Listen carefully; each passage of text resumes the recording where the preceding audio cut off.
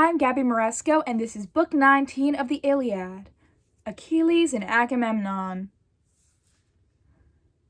When dawn in her yellow robe rose from ocean's stream, bringing her light to immortal gods and mortal men, Thetis reached the ships bearing Hephaestus' gifts. She found her dear son lying beside Patroclus, crying bitterly. The noble goddess went to them. Standing by Achilles, she clasped his hand, then said, "My son, we must let this man lie here for all our grief. He's dead once and for all. It's the gods' will. Now you must accept this splendid armor from Hephaestus. No man has ever had such gorgeous armor to wear around his shoulders." With these words, the goddess set the armor down before Achilles. The wonderfully crafted metal rang out loudly. Fear gripped all the Myrmidons. Not one of them dared look directly at those weapons. They shrank away. But when Achilles saw them, his anger grew. His eyes glared underneath his eyelids, like a fire, a terrifying light. But as his hands went over the gods' priceless gifts, he felt great joy. He gazed at them, filling his heart with pleasure at the rich designs. Then he spoke to his mother. His words had wings. "Mother, this armor the god has given me is a work fit for the immortals, something no living human could create. So now, I'll arm myself for war. In the meantime, I have a dreadful fear that flies may burrow into those wounds carved by the slicing bronze in the body of Menoetius' noble son. They may breed worms in him, defile his corpse, now that the life in him is gone. If so, all his flesh will fester." Then Thetis, goddess with the silver feet, answered Achilles, "My child, don't let such things distress your heart. I'll make the effort to protect him here from those cruel swarms of flies which feed on warriors who've been killed in battle. Even if he lies here an entire year, his flesh will stay just as it is, or better. But you must summon the Achaean warriors to assembly, to renounce your anger with Agamemnon, his people's shepherd. After that, arm yourself for battle quickly. Clothe yourself in all your fighting strength." Saying this, Thetis filled him with fearless power. Then she inserted ambrosia and red nectar into Patroclus through his nostrils, so his flesh would stay uncorrupted. But Achilles, like a god, strode down along the seashore, raising fearful shouts, stirring Achaean warriors into action.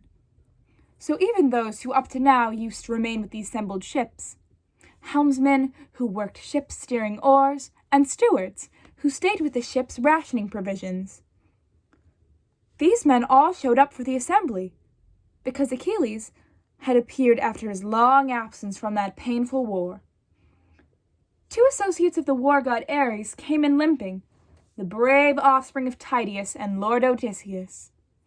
Leaning on their spears, their wounds still pained them.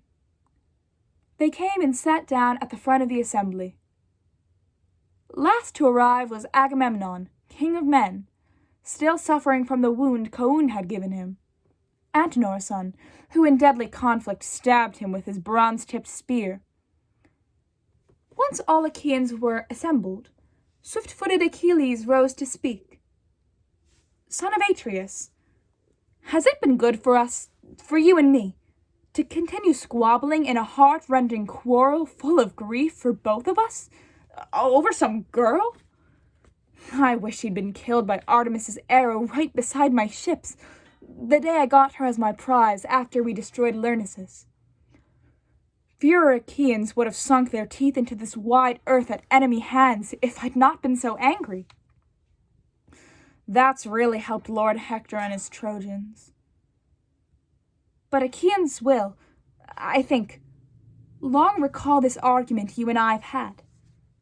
Still, though it hurts, we should let all this pass, repressing hearts with our chests. We must do that. So now, I end my anger. It's not appropriate for me to remain enraged forever. But come, quickly urge long-haired Achaeans on to battle, so I may go out once again to face the Trojans, and see if they still wish to spend the night beside our ships. I think many of them will be glad to get some rest. The ones who escape this deadly warfare and who evade my spear. Achilles finished speaking. The well-armed Achaeans then were full of joy that Peleus's great-hearted son had set aside his anger. Next, Agamemnon, king of men, addressed them. My friends, Danaan warriors, companions of the war god Ares, it's good to listen to a man who's standing up to speak and not to interrupt him. That makes things difficult, even for a man skilled in speaking. When men all shout at once, how can anyone speak up or listen? Even a clear-voiced speaker gets upset. I'm going to address the son of Peleus. But you other Argives, pay attention. Let every one of you mark my words well. You Achaeans have often criticized and spoken ill of me. But I'm not to blame. It's Zeus's fault, and fate. Those Furies, too, who walk in darkness. In our assembly, they cast a savage blindness on my heart. That day when on my own I took away Achilles' prize. But what was I to do? It is a god who brought us all this about. Zeus's eldest son, Ati, blinds all men with her destructive power. Her feet are soft. She walks, not on the ground, but on men's heads. And she brings folly onto humankind, seducing them at random. Even Zeus, who they say is the greatest of the gods and men, was blinded by her. When Hera, a mere female, with her cunning tactics, deceived him that very day Alcmene was to give birth to mighty Hercules in Thebes, city with the splendid walls. Zeus then boasted openly to all the gods. Listen to me, you gods and goddesses, so I can say what the heart inside me bids. The goddess of childbirth, Aletheia, today brings into the sun's light a man who will rule all those who live around him, one of the race of men with my blood in them. But then that deceitful lady Hera said to Zeus, You're not being candid. You don't really mean what you say. So come, Olympian, swear a binding oath for me that the man who falls out today between a woman's feet will, in fact, rule those who live around him, one of the race of men with your blood in them. That's what she said. Zeus did not see the trick. He swore a binding oath in his great blindness. Hera then left the peak on Mount Olympus. Darting off, she quickly came to Argos in Achaea, where she knew the strong wife of Sthenelus, Perseus' son, was pregnant with a son in her 7th month. This child Hera induced into the light before its term. She then delayed Alcmene's childbirth, getting the Aletheia to hold it back. Then she brought the news to Zeus, Cronos' son, saying, Father Zeus, Lord of bright lightning, I'll tell you my heartfelt news. Just now, a noble-born was born who will rule all the Argives. Eurystheus' son of Sthenelus, Perseus' son, of your own lineage. So it's fitting he should become king of all the Argives. When Hera said that, sharp pain seized Zeus deep in his heart. He seized Ati at once by the shining hair wound round her head. His heart was furious. He swore a great oath that Ati, who blinds everyone, would no more come to Olympus or to starry heaven. That said, in one hand he swung her round, then flung her clear out of the star-filled skies. She quickly landed amongst toiling men. Whenever Zeus saw his dear son Hercules carrying out menial work in all his labors for Eurystheus, he'd always groan aloud, thinking of Ati. That's how I was too, when great Hector of the shining helmet was killing Argives off at the ship's sterns, I could not forget Ati, who blinded me when all this started. But since I was blind, since Zeus robbed me of my wits, I will agree to make amends, to give priceless gifts. But prepare yourself for battle. Rouse up all your other men. As for me, I'm ready to give every gift which Lord Odysseus promised you in your hut yesterday. Or, if you prefer, don't turn right now to war, though you're keen to go. Let my servants fetch these presents from my ship and bring them here, so you can see if you approve of them. Swift-footed Achilles then answered Agamemnon, Most glorious son of Atreus, Agamemnon, king of men, if you wish to give me presents, as is appropriate, or to withhold them, that is up to you. Now we must think of war, and with all speed. We should not be wasting time in conversation or with such delays. We have great work to do. So once again, men see Achilles with the front-line warriors, destroying Trojan ranks with his bronze spear. Keep this in mind when you confront your men. Resourceful Odysseus then addressed Achilles. Though you're a brave man, godlike Achilles, don't encourage Achaea's son to fight against the Trojans on empty stomachs. If so, the fight won't last for long if troops engage right now, once some god infuses strength into both sides. No. Instruct Achaeans to have some food and wine by their swift ships, for they give strength and courage. No soldier can fight the enemy all day till sunset without some food. However fierce his heart may be for battle, his limbs grow heavy without his knowledge. Once thirst and hunger overtake him, his knees get tired as he moves. But the man who's had sufficient food and wine fights all day long against his enemies with a courageous heart. His limbs don't tire until all warriors have left the battle. So dismiss your men. Tell them to make a meal. Let Agamemnon, king of men, present his gifts, so all Achaeans here in our assembly can see them firsthand and delight your heart. Let him stand up there among the Argives, swear an oath to you he's never climbed in that girl's bed to have sex with her, as is usual, my lord, with men and women. Let the heart in your own chest be open to reconciliation. Then, Agamemnon should offer you a fine and pleasing dinner in his hut, so there'll be nothing due to you which remains unsatisfied. As for you, son of Atreus, you should be more righteous with others from now on. There's no shame when a king pays some compensation, if the king was the first to lose his temper. Agamemnon, king of man, answered Odysseus, Son of Laertes, I'm glad to hear what you've just said. You've explained this well, exploring all these matters very fairly. I'm prepared to swear the oath, as my heart bids, and before the gods I'll not swear falsely. But let Achilles stay here a little while, though he desires to fight, and let others stay gathered here until the gifts are brought out of my hut, and we can sacrifice to seal our oaths. To you I assign this task. Select from the entire Achaean force the 5 best young men to carry from my ships all those gifts we promised yesterday to give Achilles. That includes the woman. Let Tolbibius at once prepare for me in the middle of this wide Achaean camp a sacrificial boar to offer up to Zeus and Helios, god of the sun.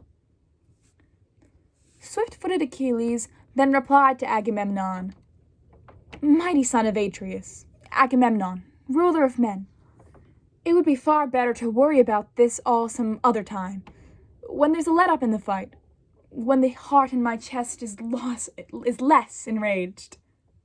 For now, all those killed by Hector, son of Priam, when Zeus gave him glory, are lying there, all mangled, and you are urging us to eat? For my part, I'd lead Achaea's son to war right now, unfed, with empty stomachs. Then at sunset, make them a great dinner, when we've avenged our shame. Until that time, no drink or food will pass my throat at least, while my dead comrade lies inside my hut. mutilated by sharp bronze, with his feet still pointing at the door, while his companions mourn there around him. That's why my heart cannot concern itself with what you've said, only with killing, blood, men's dying groans." To this, resourceful Odysseus then replied, "Achilles, Peleus' son, of all Achaeans the mightiest by far, you're stronger than me, more than a little better with your spear. But I might say I'm better with advice, since I'm older and know more. So your heart should listen now to what I have to say. In battle, men quickly have enough, for their bronze slices piles of straw onto the ground. But there's a slender harvest. Once Zeus lifts up his scales, establishing for men the outcome of the battle. Achaeans cannot mourn a corpse by eating nothing. Too many men are dying every day, one after another. When would anyone get some relief from fasting? Now, the dead we must bury, then mourn a single day, hardening our hearts. But those who do survive grim battle must remember food and drink, so we can fight our enemies once more, on and on incessantly, covering our flesh with bronze which never tires. So let no soldier hang back, waiting for another call to war. This is the call, and things will not go well for anyone left at Achaean ships. Let us all set off together as one army, taking cruel war to those horse-taming Trojans." Odysseus finished. Then he took along with him splendid Nestor's sons, Meges, son of Phyleus, Taus, Meriones, and Lycomedes, Creon's son, and Melanippus. They went off to the huts of Agamemnon, Atreus' son. As soon as they gave out the order, the task was done. From the hut they took 7 tripods as he'd promised, 20 gleaming cauldrons, and 12 horses. They quickly led out 7 women, all well skilled in lovely handiwork. 8th came the fair Briseis. Odysseus weighed out a sum of 10 gold talents. Then he led them back, with the young Achaean men carrying the gifts. These they placed in the assembly in the middle of them all. Agamemnon stood up. Talthybius, whose voice was like a god's, was there, by Agamemnon's side, his hands gripping a boar. Agamemnon drew out the knife he'd always wore by his sword's scabbard. He cut hairs from the boar to start the ritual. Lifting up his arms, he prayed to Zeus. Argives all sat in silence, listening to their king with suitable respect. As he gazed up to spacious heaven, saying this prayer, "Let Zeus, the loftiest and finest god, first witness, then Sun and Erinyes, those furies underneath the earth who punish men who've made false oaths. I hereby swear I've never laid a hand on that girl Briseis, either for sex or any other reason. In my huts she stayed untouched. If what I say is not the truth, then let gods punish me with many painful sorrows, the sort they give to men who in their oaths blaspheme them." This said, he cut the boar's throat with the ruthless bronze. Talthybius swung the body round, then threw it in the vast grey sea. Food for fish. Then Achilles, standing up, addressed war-loving Argives. "Father Zeus, you keep afflicting humans with great blindness, for Atreus' son would never make my heart so totally enraged here in my chest, nor would he take that girl from me, so arbitrarily against my will.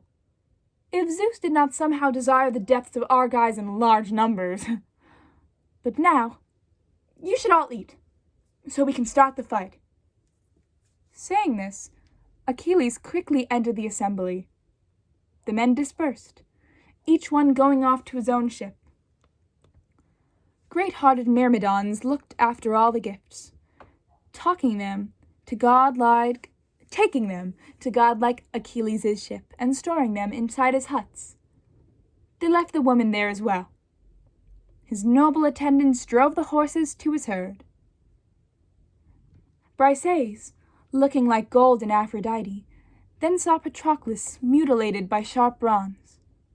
With a cry, she threw herself on him, hands tearing at her breast, her tender neck, her lovely face, fair as a goddess, lamenting, "Patroclus, you who brought the utmost joy to my sad heart, I left you here alive when I went off, taken from these huts. But now, at my return, I find you dead. You, the people's leader. Again for me as always, evil follows evil. I saw the husband I was given to by my father and my noble mother killed by sharp bronze before our city. My brothers, 3 of them, whom my own mother bore, whom I loved, have all met their fatal day. But when swift Achilles killed my husband, you wouldn't let me weep. You told me then you'd make me Lord Achilles' wedded wife. He'd take me in his ships back home to Phthia, for a marriage feast among the Myrmidons. You were always gentle. That's the reason I'll never stop this grieving for your death." As Briseis said this, she wept. The women joined her in wailing for Patroclus, although each of them had her own private sorrows. The Achaean elders gathered round Achilles, urging him to eat, but he refused, continuing his laments. "If any of my dear companions here wishes to obey me, then I beg you, don't ask me to satisfy my heart with food or drink when painful sorrow grips me. I'll remain like this till sunset, enduring everything." Achilles finished speaking. Then he sent away the leaders.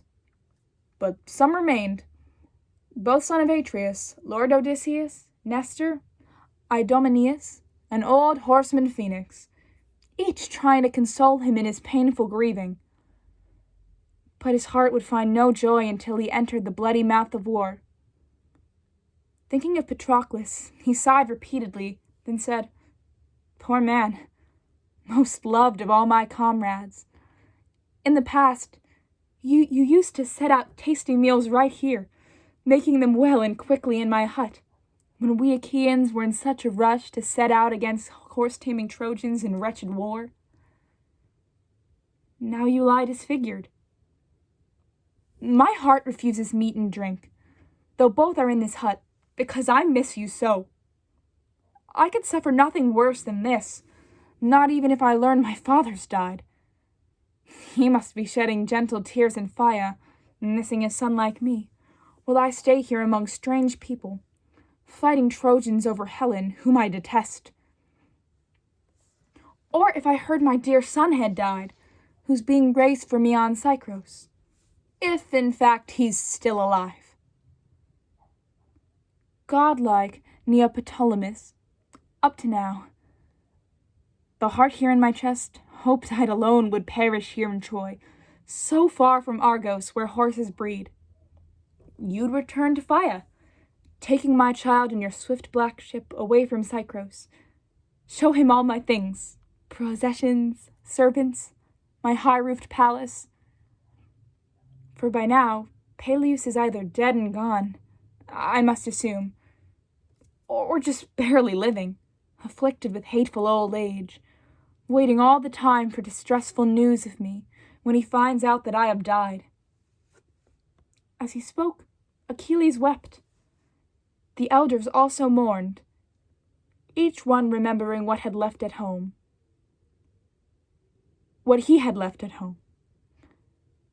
As they lamented, the son of Cronos saw them. Feeling pity for them, Zeus spoke to Athena.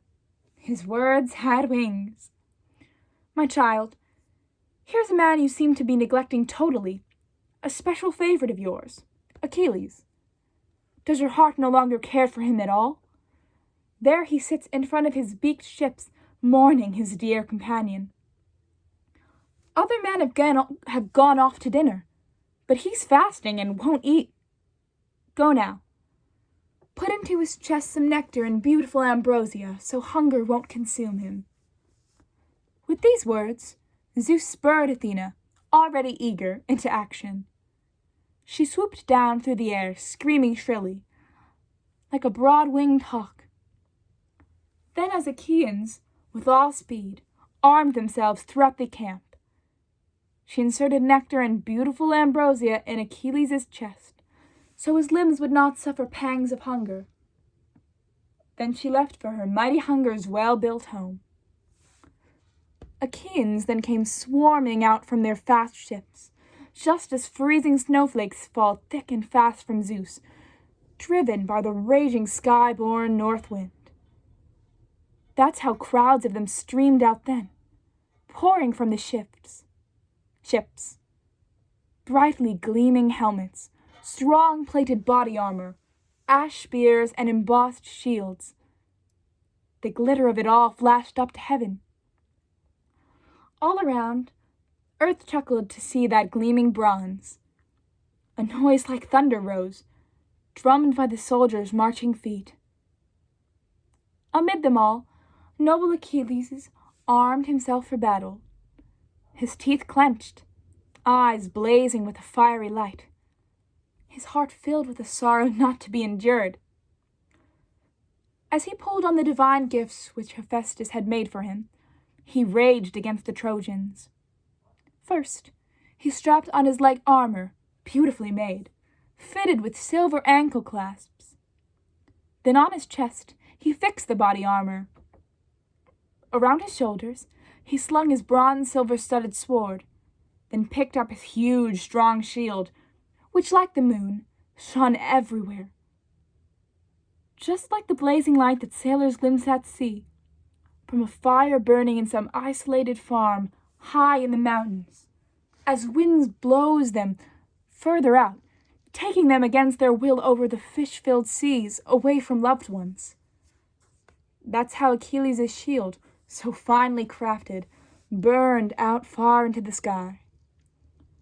Then raising the great helmet, he set it on his head. It glittered like a star. That helmet, with its horsehair plumes, adorned with the golden hairs Hephaestus placed so thickly round the crest. Noble Achilles, trying out the armor for himself, made sure it fit him so his splendid limbs could move with ease. It was like his own set of wings, lifting him up, the shepherd of his people. Then from its case he took his father's spear, heavy, huge, and strong. No other Achaean could control that spear. He was the only one with skill enough to wield it. Made of ashwood from the top of Pelion, that spear had been given to his own dear father by Chiron, so he could kill heroic warriors. Automedon and Alcinous kept themselves occupied, yoking the horses, tying fine chest straps round them, setting bits inside their jaws, and aligning reins back in the well-made chariot. Taking the shining whip which fit his grip, Automedon jumped in the chariot. Achilles, fully armed, climbed up beside him, his armor gleaming like dazzling Hyperion. Then he called out to those horses of his father in a terrifying voice, "Xanthus, Balios, you famous children of Podage, this time make sure you bring your charioteer back safely to the Danaan army, once we've had enough of battle. Don't leave him out there slaughtered, as you did Patroclus." From under the yoke, his swift-footed horse called Xanthus spoke to him, ducking his head down quickly, so all his mane streamed down from underneath his shoulder harness, beside the yoke towards the ground. Goddess Hera gave Xanthus power to speak. "Mighty Achilles, on this occasion, we will bring you back safely. But the day you'll die is fast approaching. We won't be the cause, but some mighty god and a strong fate. It was not our laziness or lack of speed which helped the Trojans strip that armor from Patroclus' shoulders. A powerful god born to Leto killed him, among those fighting at the battlefront, then gave Hector glory. The two of us, could run as quickly as the west wind's blast. Men say they are the fastest thing there is. Your fate still says the same, to die in war, killed by a mortal and a god. Once Xanthus had said this, the Erinyes moved his voice. Then Achilles, in a fury, said to his horse, Xanthus, why do you prophesy my death? There is no need. I know well enough I'm fated to die here, far from my loving parents. No matter. I will not stop till I have driven the Trojans to the limit of what they can endure in war. With these words, he drove his sure-footed horses off, speeding forward to the front, screaming as he went. Thank you for listening, and have a wonderful day. Stay positive.